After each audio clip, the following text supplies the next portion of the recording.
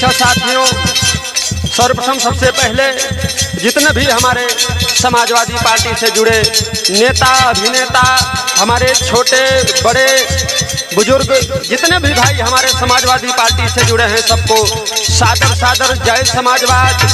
और आपके बीच में एक समाजवादी पार्टी की गीत आप सबके बीच में भेजने का काम कर रहा हूँ। उठल 22 में हाहाकार, अखिलेश यादव अब की बार उठल।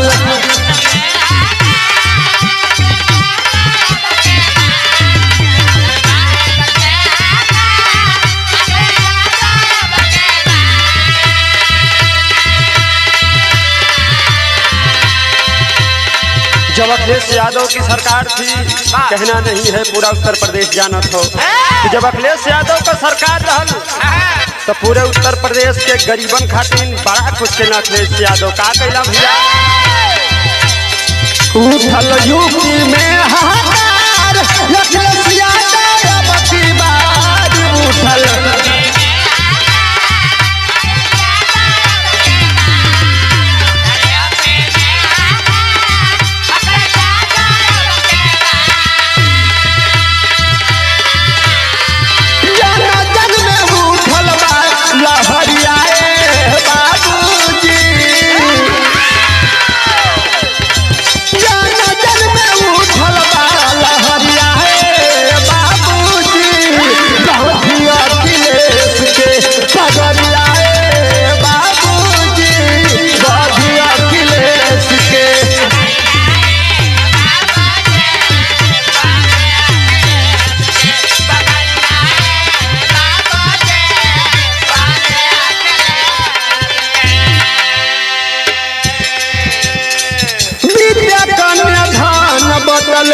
हले पटापू हो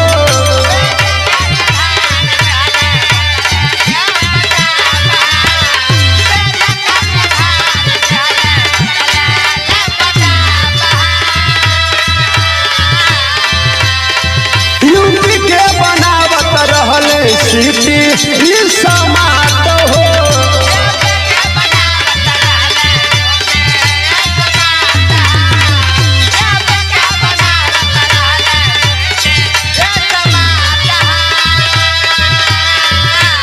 देश का सबसे बेहतरीन आगरा लखनऊ एक्सप्रेस वे मात्र 15 मिनट में पहुंचने वाली डायल 100 नंबर पुलिस की व्यवस्था अखिलेश यादव ने करवाने काम किया। कैसे भैया? धान बटले हले पटाप हो।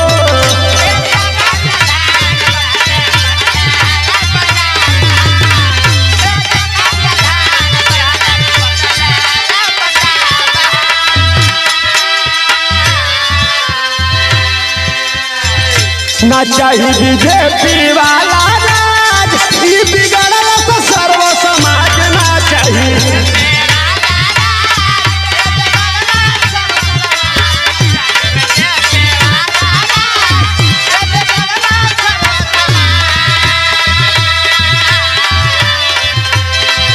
दुखिया गरीब रोवे बजरिया है बाबूजी,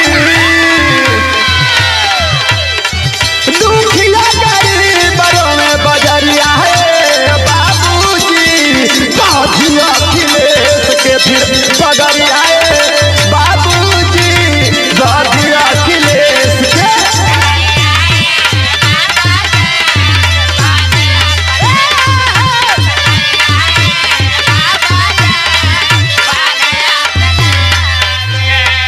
जब अखिलेश यादव की सरकार थी हमारे उत्तर प्रदेश में, तो हमारे उत्तर प्रदेश की जनता खुशहाल थी। आज योगी आदित्यनाथ की सरकार है, आज पूरा उत्तर प्रदेश परेशान है। वंचित शोषित माताओं एवं बहनों को न्याय नहीं मिल रहा है। मैं आप सभी सामान्य जनता से निवेदन करना चाहता हूँ कि आने वाले समय 2022 में अखिलेश यादव को जिताइए और समाजवादी पार्टी की सरकार बनाइए। गायक जितेंद्र लाल सरोज का कहना हो का भैया, होली विकास सब कर भैया अखिलेश में।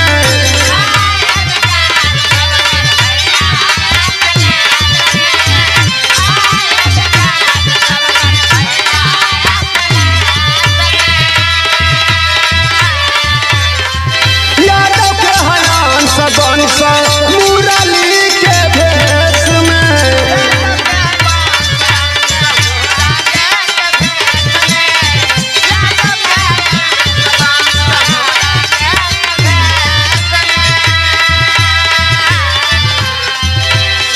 सब करे बात